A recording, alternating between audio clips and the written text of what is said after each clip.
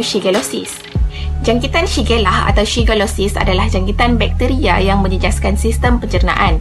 Ia disebabkan oleh sekumpulan bakteria yang dipanggil Shigella. Bakteria ini tersebar melalui makanan dan minuman tercemar atau melalui tempat kotor yang terdedah. Bakteria ini membebaskan toksin dalam usus dan penyakit ini mudah berjangkit. Shigella menyebabkan 450,000 kes cerit-berit di Amerika Syarikat setiap tahun. Tanda-tanda dan simptom termasuklah cerit-berit biasanya mengandungi darah atau lendir. Yang kedua adalah kekejangan atau kesakitan bahagian perut, dan yang ketiga adalah demam. Tanda-tanda jangkitan Shigella biasanya bermula 1 atau 2 hari selepas bersentuhan dengan bakteria ini, namun ia mengambil masa 1 minggu untuk berkembang.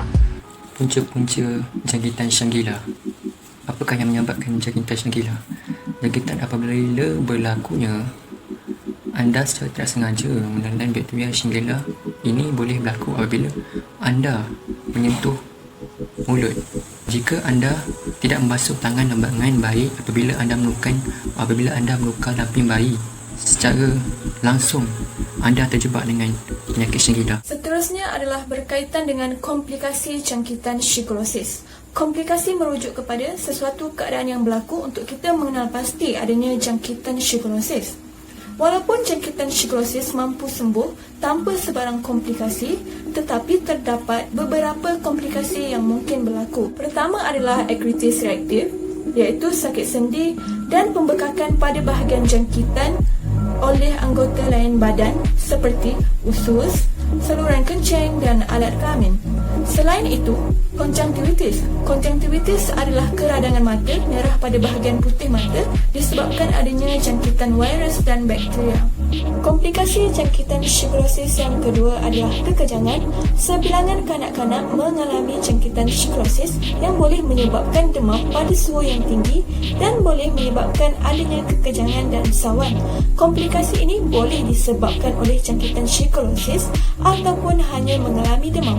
Komplikasi jangkitan Shigellosis yang ketiga adalah prolapse rectum, iaitu keadaan rektum atau hujung usus besar yang turun sehingga menonjol keluar pada bahagian kemaluan.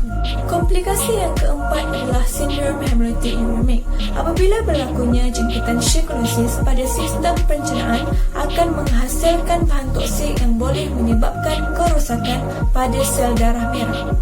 Komplikasi jangkitan Shigellosis yang kelima ataupun yang terakhir adalah megakolon toksik ataupun megakolon beracun, iaitu keadaan usus telah rosak dan menyebabkan kesukaran ataupun mengalami masalah untuk membuang air besar.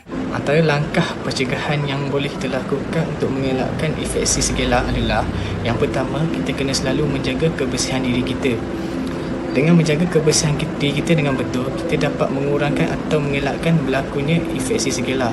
Okey, yang kedua, kita kena selalu mengawasi pergerakan anak dan adik kita. Contohnya, kalau mereka berkeliaran di tempat yang kotor, kita menasihati mereka supaya mereka tidak pergi ke kawasan tersebut. Okey, yang ketiga, kita kenalah selalu menjaga kebersihan persekitaran kita supaya mengelakkan infeksi Shigella ini. Okey, sebagai contoh, kalau kawasan kita kotor, kita akan selalu bersihkan supaya tidak terdedah dengan infeksi Shigella. Yang keempat adalah kalau kita hendak melancong atau melawat ke tempat ke luar negara, kita kenalah selalu menjaga kebersihan diri kita, mengutamakan kebersihan diri kita untuk mengelakkan jangkitan atau infeksi Shigella ini.